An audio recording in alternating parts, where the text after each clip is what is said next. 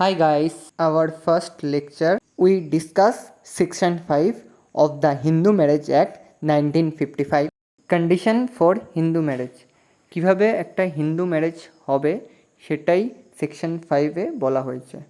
Section 5 subsection 1 বলতে চেয়েছে বিয়ের সময় কোনো ছেলে বা মেয়ের অন্য কোনো বর বা বউ থাকবে না বা জীবন সঙ্গিনী থাকবে না।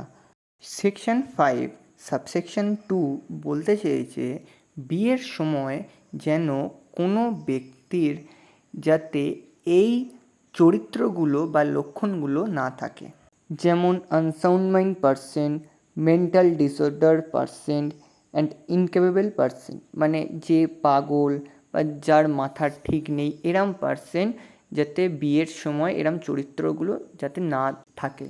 সেকশন 5 সাবসেকশন 3 বলতে চেয়েছে ব্রাইড গ্রুম মিন্স বরের 21 বছর বয়স হতে হবে এবং ব্রাইড মানে বউয়ের 18 বছর বয়স হতে হবে, তবেই সেই বিয়েটি হবে। সেকশন 5 সাবসেকশন 4 বলতে চেয়েছে এরম কোনো ব্যক্তিদের মধ্যে বিয়ে হবে না যারা ডিগ্রি অফ প্রহিবিটেড রিলেশনশিপের মধ্যে পড়ে।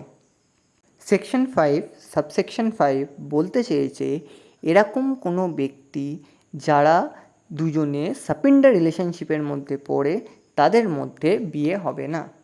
What is prohibited degree of relationship and what is sapinda relationship, these two topics will be discussed in the next video. If you want to know such law related videos, then subscribe this channel. Thank you.